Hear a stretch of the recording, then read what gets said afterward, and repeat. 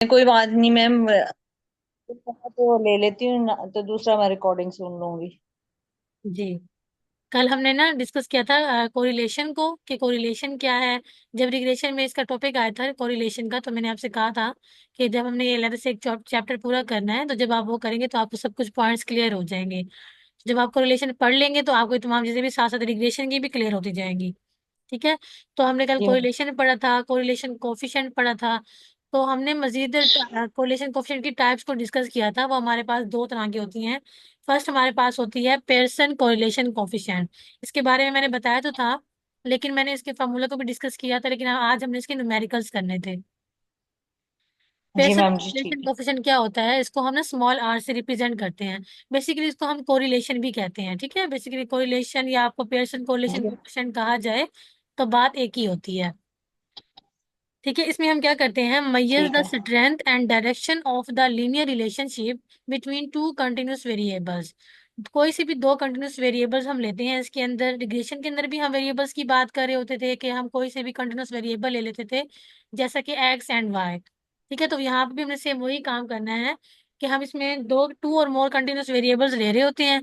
उनका आपस में लीनियर रिलेशनशिप चेक करने के बाद, उसकी मेजरमेंट्स करने के बाद, हम उसकी डायरेक्शन और स्ट्रेंथ को चेक कर रहे होते हैं कि आज जो हम अपनी कैलकुलेशंस कर रहे हैं, तो उसकी स्ट्रेंथ और उसकी डायरेक्शन क्या है।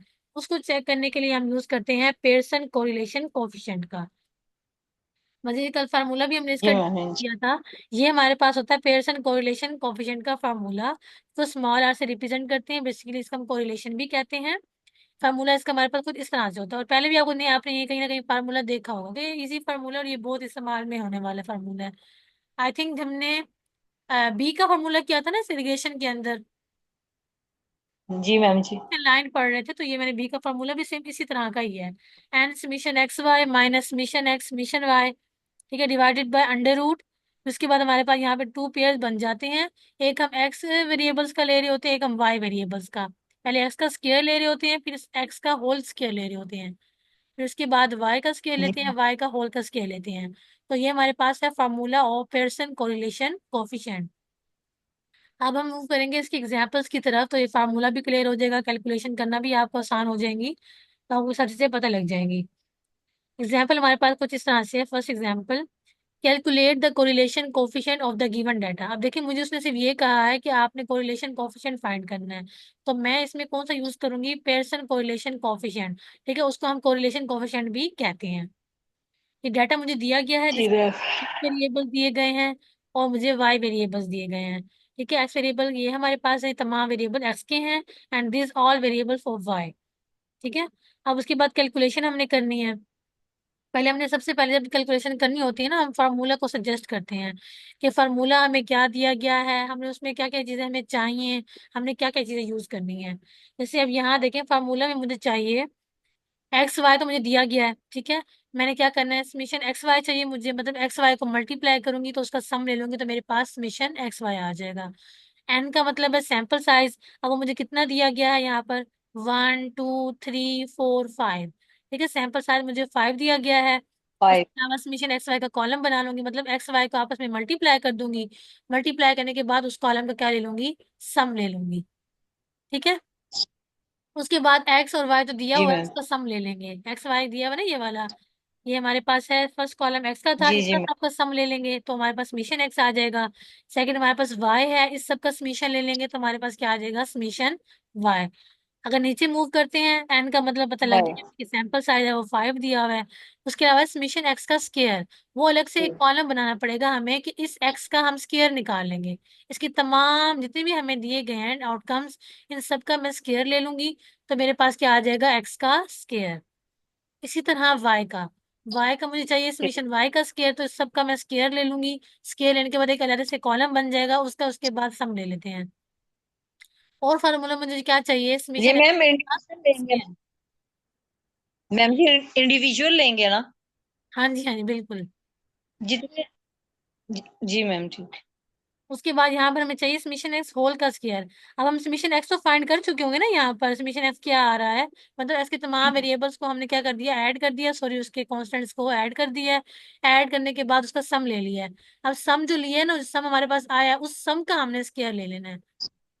समेशन एक्स का स्क्वायर का जी मतलब ठीक ये है। होता है कि आपने हर एक एक्स जो आपके पास वेरिएबल, आपको एक्स के जितने भी आपको दिए गए हैं रिजल्ट्स, उन तमाम के आपने अलग-अलग उनका स्क्वायर ले लेना है। स्क्वायर लेने के बाद आपके पास उसको सम करेंगे, वो आपके पास आता है यहाँ पर।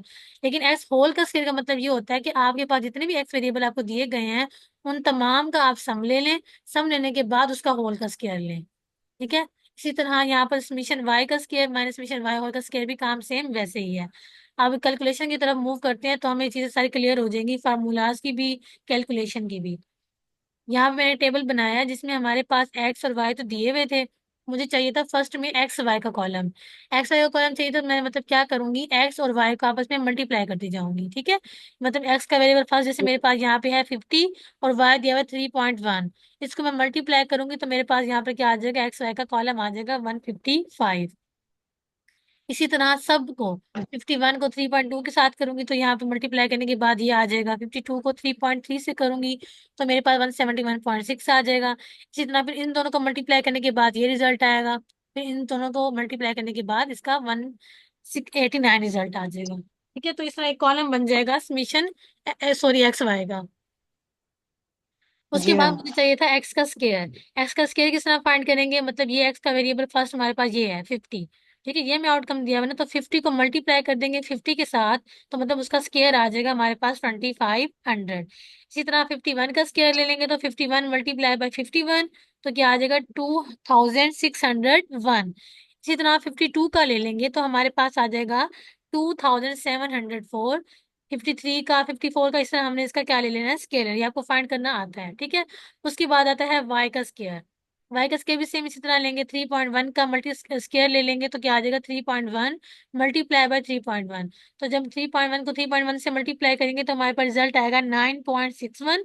इसी तरह तमाम का हम क्या ले लेंगे, स्केयर ले लेंगे, तो हमारे पास यहाँ पे एक कॉलम बन जाएगा वाई स्केयर का, एक्स स्केयर का, एक्स वाई का। ये हमें दो दिए जाते हैं, जो हमें एक्स वेरिएबल और वाई वेरिएबल्स दिए जाते हैं। अभी सारी हमारे पास हमने टेबल बना ली अपना। ठीक है। जितनी चीजें हमें जरूरत की थी वो हमने सारी कैलकुलेट कर ली हैं। अब क्या करेंगे, इसका हम सम ले लेंगे। इन तमाम कॉलम का जितना भी हमने बनाया है उसका हम सम ले लेंगे। जैसे समीशन एक्स मेरे पास आ रहा है 250।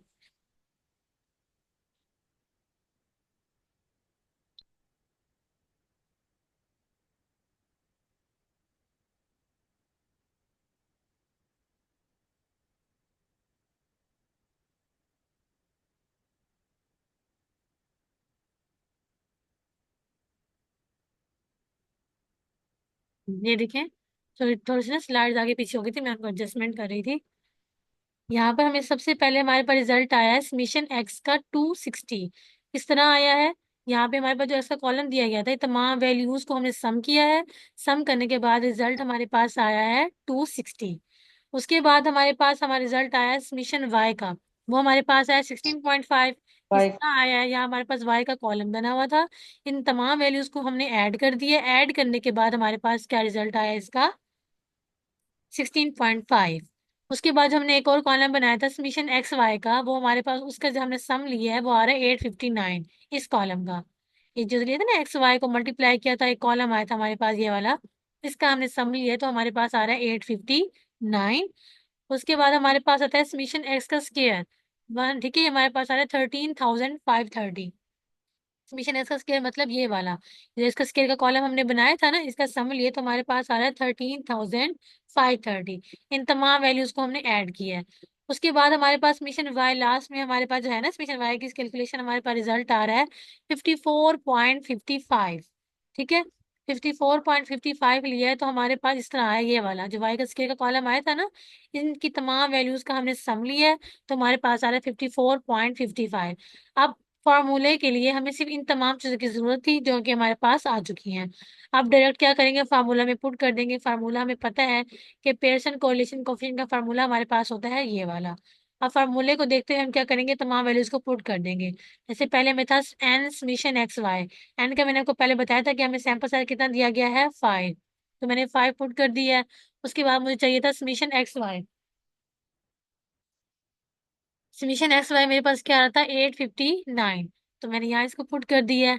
बीच में हमारे पास फार्मूले में क्या था, माइनस का साइन था।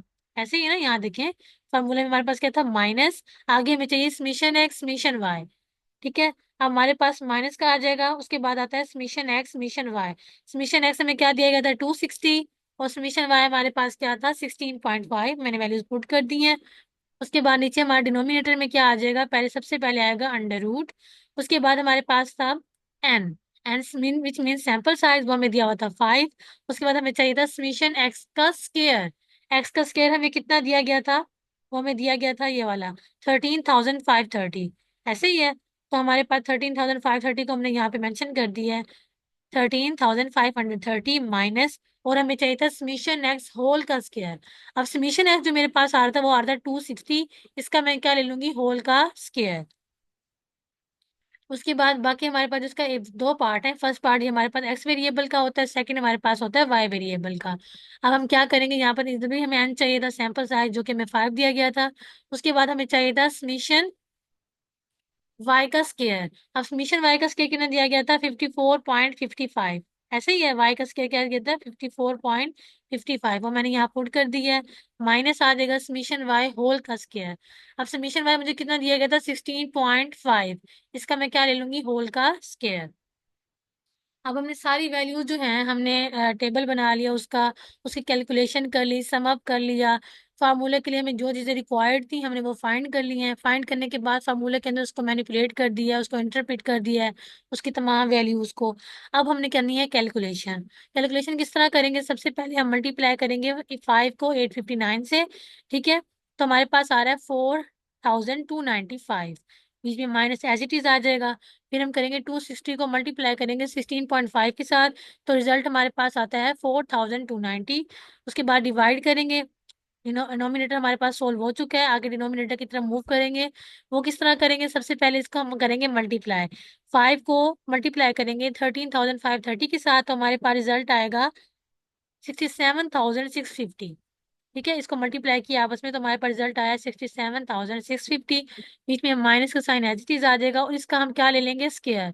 260 का स्केयर लेने का मतलब क्या है, 260 मल्टीप्लाई बाय 260, तो हमारे पास रिजल्ट आ रहा है 67,600।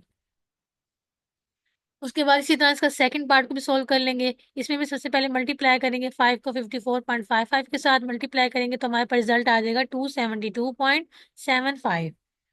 ठीक है, बीच में माइनस का साइन एज इट इज रहेगा। 16.5 का स्क्वायर ले लेंगे, मतलब 16.5 मल्टीप्लाई बाय 16.5, तो रिजल्ट आएगा 272.25। ये आपने लेक्चर के बाद सारी कैलकुलेशन करके देखनी है। ठीक है, जिस तरह ये मैंने सारा कुछ सोल्व किया हुआ है ना, आपने खुद प्रैक्टिस करनी है इसी क्वेश्चन की दोबारा से, और इसकी कैलकुलेशन खुद करनी है कि रिजल्ट आ रहे थे या नहीं आ रहे थे। ठीक है, उसके बाद हमारे पास आ चुके हैं। अब ऊपर क्या करेंगे, नोमिनेटर का इसका हम माइनस कर लेंगे। माइनस करने के बाद मेरे पास रिजल्ट आ रहा है 5। ठीक है, नीचे क्या करेंगे, इसको भी आपस में माइनस कर देंगे, एंड दिस इक्वेशन को भी आपस में क्या कर देंगे माइनस। माइनस करने के बाद इसको मैंने माइनस किया तो मेरे पास रिजल्ट आया 50। इसको माइनस करने के बाद रिजल्ट आया 0.5। अब मेरे पास आ चुका है। ऊपर डिनोमिनेटर सेम रहेगा क्योंकि अब उसका अभी तक कोई काम नहीं है, लास्ट में होगा जब हमने डिवाइड करना होगा। नीचे वाले से हम उसका प्रोसेस देखते हैं। क्या करेंगे, 50 को मल्टीप्लाई करेंगे 0.5 के साथ, तो मेरे पास रिजल्ट आ रहा है 25। 25 आ चुका है, उसके ऊपर स्क्वायर रूट था, उसका मैंने स्क्वायर रूट खोल लिया तो मेरे पास आता है 5। अंडर रूट 25 लेते हैं ना, तो उसका रिजल्ट आता है 5। अब मेरे पास आ गया 5 डिवाइडेड बाय 5, क्योंकि डिनोमिनेटर में 5 था, अंडर रूट 25 लिए तो वो भी 5 आ चुका है, तो रिजल्ट मेरे पास क्या आ चुके हैं 1। तो मतलब मेरे पास पेयरसन कोरिलेशन कोफिशिएंट क्या आ चुका है 1। अब इसकी इंटरप्रिटेशन हमने लाजमी करनी है। इंटरप्रिटेशन किस तरह करते हैं, इस तरह, bye substituting all the values in the formula. मतलब जितनी भी हमें चीजें चाहिए थी फार्मूला के अंदर, उन तमाम तमाम को फाइंड करने के बाद हमने उन तमाम वैल्यूज को फार्मूला के अंदर सब्स्टिट्यूट कर दिया था, और हमारे पास रिजल्ट क्या आ चुका है, we get r equals to 1। This shows, ये में क्या शो कर रहा है कि ये हमारे पास पॉजिटिव कोरिलेशन कोफिशिएंट है। कल इसकी प्रॉपर्टीज अगर आपको याद हो मैंने पढ़ाई थी, तो मैंने यही कहा था ना कि अगर रिजल्ट हमारे पास +1 मतलब +1 आ जाता है, तो रिजल्ट हमारे पास क्या होगा, पॉजिटिव कोरिलेशन होगा। ठीक है, तो इसलिए हमारे पास यहाँ पे हमने फाइंड किया अपना कोरिलेशन कोफिशिएंट, तो उसका रिजल्ट हमारे पास 1 आ रहा था। 1 आने के मतलब ये था कि वो हमारे पास जितना भी हमने अपने ये किया है, पेयरसन कोरिलेशन कोफिशिएंट फाइंड किया है, उस तमाम का रिजल्ट हमारे पास आया है पॉजिटिव कोरिलेशन कोफिशिएंट। इसी तरह हर क्वेश्चन में इंटरप्रिटेशन करनी होती है। जो आपके पास आर की वैल्यूज आ रही है, अगर माइनस में आ रही हैं तो वो नेगेटिव पॉजिटिव कोरिलेशन है। अगर आपके पास टोटली आंसर 0 आ चुका है तो आपके पास वो क्या होगा, नो कोरिलेशन। इस तरह इंटरप्रिटेशन करना लाजमी होती है इन क्वेश्चंस के अंदर। ठीक है, ये हमारे पास जो टॉपिक है ना पेयरसन कोरिलेशन कोएफिशिएंट का, वो यहीं तक खत्म हो जाता है। इसके फार्मूला को, इसकी डिफाइन को अच्छे से आपने याद कर लेना है, तो ये इंपॉर्टेंट है कोरिलेशन कोएफिशिएंट भी। अब जो हमने, आपको याद होगा रिग्रेशन में क्वेश्चन किया था, वहां पर आपको आर दिया जाता था। तो आर बेसिकली इस तरह फाइंड करते हैं। ये आर का फार्मूला होता है। अगर आपको ये चीजें तमाम दी जाएंगी तो आप आर खुद अब फाइंड कर सकते हैं, क्योंकि अब मैं आपको सिखा चुकी हूँ कि हमने कोरिलेशन कोएफिशिएंट किस तरह फाइंड करना है। उस टाइम पर मैं आपको सिंपल उसकी वैल्यू देती थी कि आपके पास ये कोरिलेशन कोएफिशिएंट है, क्योंकि उस टाइम में फाइंड करना नहीं आता था, इसलिए आपको सिर्फ उसकी वैल्यू दी जाती थी। अब आपको फाइंड करना भी आता है कि किस तरह कोरिलेशन कोएफिशिएंट फाइंड करना है। अब हमने कोरिलेशन कोएफिशिएंट की कल दो टाइप्स पढ़ी थी। फर्स्ट पढ़ी थी पियर्सन कोरिलेशन कोएफिशिएंट, सेकंड हमने पढ़ी थी स्पीयरमैन्स रैंक कोरिलेशन। बेसिकली अगर स्पीयरमैन का लफ्ज हटा दिया जाए तो इसको हम रैंक कोरिलेशन कोएफिशिएंट भी कहते हैं। अक्सर क्वेश्चन में स्पीयरमैन का लफ्ज नहीं आता है, वो सिर्फ आता है कि आपने रैंक कोरिलेशन कोएफिशिएंट फाइंड करना है, तो उसका मतलब यही होता है कि आपने स्पीयरमैन्स रैंक कोरिलेशन कोएफिशिएंट फाइंड करना है। ठीक है, इसमें भी हम वही काम करते हैं, अपनी स्ट्रेंथ को मेजरमेंट करना होता है, उसकी डायरेक्शन को चेंज करना होता है, और मोनोटोनिक रिलेशनशिप को चेक करना होता है कि डिफरेंट वेरिएबल्स के दरमियान उनके अलग अलग रिजल्ट्स क्या आ रहे हैं। मोनोटोनिक रिलेशनशिप को हमने चेक करना होता है। उसके फार्मूले में थोड़ा सा डिफरेंस आएगा। इसको जो हम रिप्रेजेंट करते हैं उसको स्मॉल आर से रिप्रेजेंट कर देते हैं, इसको स्मॉल पी से रिप्रेजेंट करते हैं। ठीक है, रैंक कोरिलेशन को। तो ये बेसिकली पी तो नहीं होता है, इसको हमने इस तरह थोड़ा सा इस तरह कर्व करके लिखते हैं, तो ये हमारे पास साइन होता है रैंक कोरिलेशन का। अब इसका फार्मूला क्या होता है, 1 - 6 समेशन डी आई का स्क्वायर। डी आ गया तो मतलब डिफरेंस की बात की जा रही है इसके अंदर। ठीक है, ओवर एन, एन का स्क्वायर -1। एन का आपको पता है कि एन हमारे पास होता है सैंपल साइज, डी की बात की जा रही है तो डिफरेंस की बात की जा रही है। ठीक है, तो ये हमारे पास होता है formula of स्पीयरमैन्स rank correlation coefficient का। अब इसकी एग्जांपल कर लेते हैं। इसके एग्जाम्पल में आपको एक्स वाई का कॉलम दिया जाएगा। ठीक है, एक्स का कॉलम दिया जाएगा, वाई का कॉलम दिया जाएगा। अब यहाँ पर आर एक्स लिखने की वजह ये है कि इसको हम रैंक कोरिलेशन कहते हैं। रैंक कोरिलेशन इसलिए यहाँ पे आर से लिखा गया ताकि पता लग जाए रैंक का डाटा लिया गया है। ये हमारे पास एक्स का कॉलम आ चुका है, ये हमारे पास वाई का। ये आपको दो दिए जाएंगे। आपने डिफरेंस किस तरह फाइंड करना है, आपने आर एक्स को माइनस कर देना आर वाई के साथ। बेसिकली डिफरेंस हम इसी तरह फाइंड करते थे ना, शुरू से यूं करते आ रहे हैं। जब भी हमें डिफरेंस फाइंड करना होता है तो हमें दो वेरिएबल दिए जाते हैं एक्स वाई, हम उसका माइनस कर लेते हैं आप में, तो हमारे पास डिफरेंस आ जाता है। इसी तरह हमने डिफरेंस फाइंड कर लेना है, एक्स को माइनस करते जाएंगे वाई के साथ, तो हमारे पास ये सारा क्या कॉलम आ जाएगा, डी का। ठीक है, जब हमारे पास डी का कॉलम आ जाएगा, अब हमें फॉर्मूला में चाहिए डी नहीं चाहिए, हमें चाहिए डी का स्क्वायर। ठीक है, डी का स्क्वायर चाहिए, उसका सम चाहिए। फिर हम एक कॉलम और बना लेते हैं डी के स्क्वायर का। अब डी का मेरे पास रिजल्ट आ चुके हैं, 1 - 1 किया 0 आ चुका है, 2 - 4 किया तो -2 आ गया है। तो हमारे पास यहाँ पर डी का क्या आ गया, कॉलम आ गया। अब हम क्या करेंगे, डी स्क्वायर बनाएंगे, क्योंकि फॉर्मूला में हमें डी नहीं डी का स्क्वायर चाहिए। स्क्वायर किस तरह फाइंड करेंगे, 0 × 0, 0 का स्क्वायर ले लेंगे तो वो 0 आएगा। -2 का स्क्वायर ले लेंगे तो हमारे पास क्या आ जाएगा, 4। -2 का पॉजिटिव 4 इसलिए आया है क्योंकि -2 को जब माइनस से मल्टीप्लाई करते हैं ना तो माइनस माइनस प्लस हो जाता है। तो हमारे पास -2 का स्क्वायर आ जाएगा 4, 1 का स्क्वायर 1 आएगा, -1 का स्क्वायर 1 हो जाएगा, 2 का स्क्वायर 4 हो जाएगा, -3 का 9। मतलब इन तमाम का हमने स्क्वायर ले लेना है। स्क्वायर लेने के बाद इन तमाम वैल्यूज को हम क्या कर देंगे, सम कर देंगे। समीशन डी का स्क्वायर आ जाएगा हमारे पास।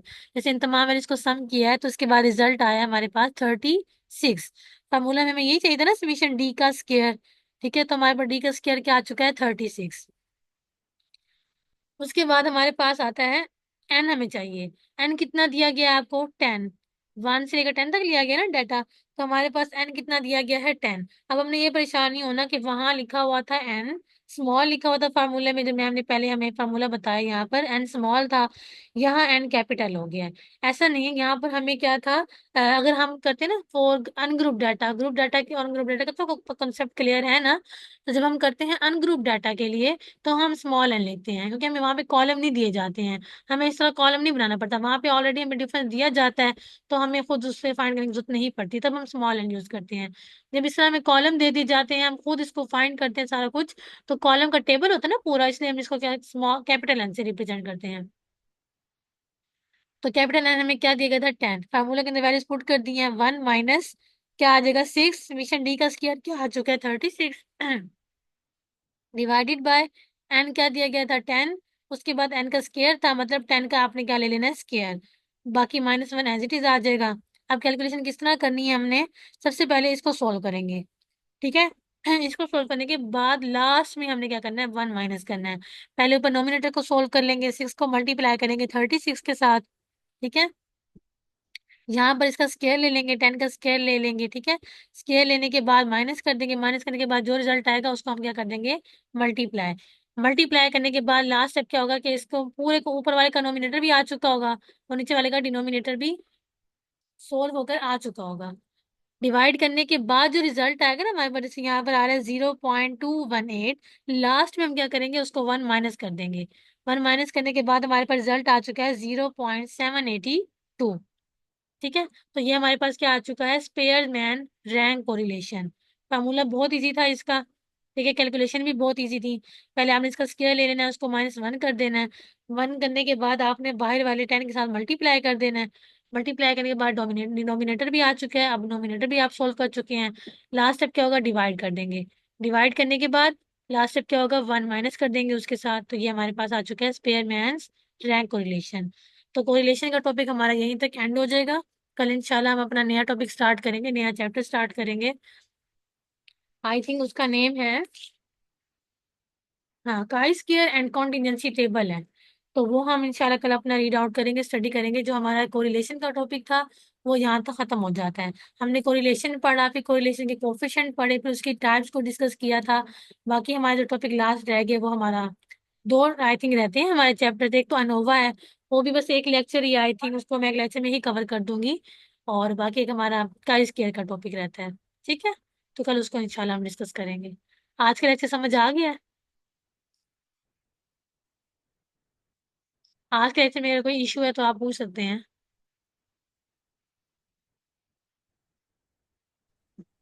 अस्सलाम वालेकुम मैम।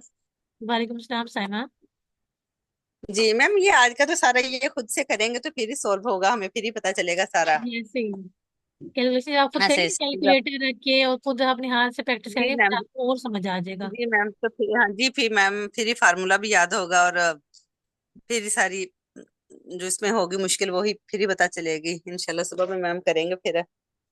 हाँ जी, बेशक आप प्रैक्टिस करके आप मुझे बेशक भेज भी दीजिएगा, कोई मसला नहीं है। ठीक है मैम, ठीक है मैम, इंशाल्लाह सुबह में करके ना फिर मैं रात में अगर टाइम मिला तो फिर करके मैं आपको भेज दूंगी। जी ठीक है, और कोई चीज़ समझ ना आए तो आप इजीली पूछ भी सकते हैं। ठीक है मैम, ठीक है मैम, ओके मैम।